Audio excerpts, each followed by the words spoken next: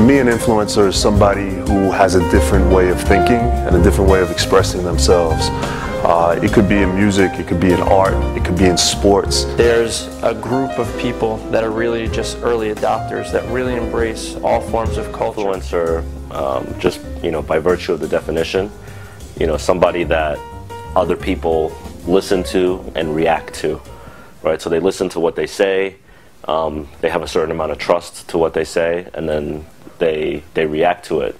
And the first one that comes to mind is Jay-Z. I think in America, probably like the most iconic version of what an influencer is. Starting from shitty neighborhood and becoming a super mega star and stay pretty much true to yourself the whole way. You can really sort of like change markets. You see someone like Jay-Z wear his Yankee cap and really make a definitive statement. That's extremely powerful. Being able to travel around, we were talking about this earlier, traveling around the country with Notorious B.I.G., with Biggie, and seeing how his persona, his influence on culture, his influence on communities, on kids, on his peers was incredible. This type of event is usually reserved for political and religious leaders. This is an historical moment here right now. Going from my personal experiences, I always used to love going to a club with vinyl.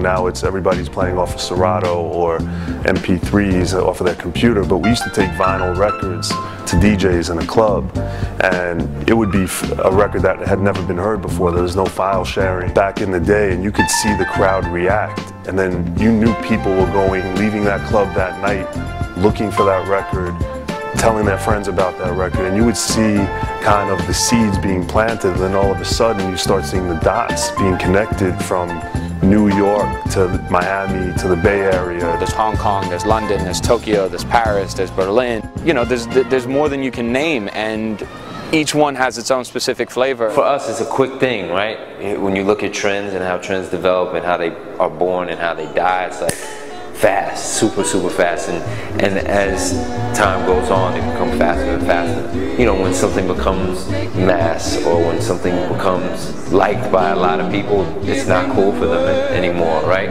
So you have that constant battle of like, do I want to stay like really small and cool, or do I want to like be big and have a lot of people be affected by my stuff? The places where people assemble based on passion, I think, are usually the places where you see the most influence. The South by Southwest, the Coachellas, the Glastonburys. Bonnaroo is another great example of a live music event that's great.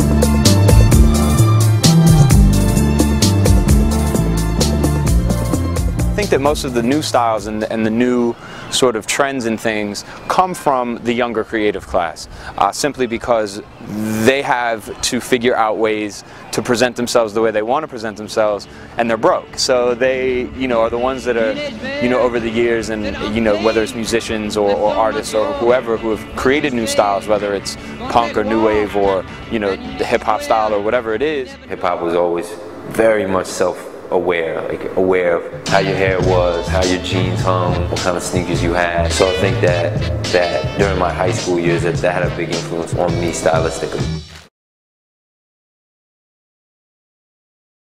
My name is Craig. I'm from New York, and I don't really take fashion very seriously. I just look on the floor, whatever I have, whatever I'm ready to wear, I just throw on. My name is Kara, and I live here in New York.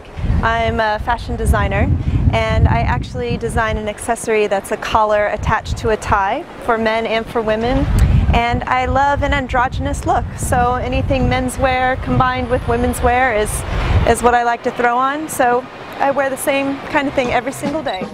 Well, Bill Cunningham is really the most well-known of street style photographers. He was the first one to ever do it. I mean, the Sartorialist lists him as one of his biggest influences. And I think that the reason that those sorts of sites and like the idea of everyman street style has gotten so popular is for a lot of the same reasons that reality television is popular, for a lot of the same reasons that blogs in and of themselves are popular, not just style blogs.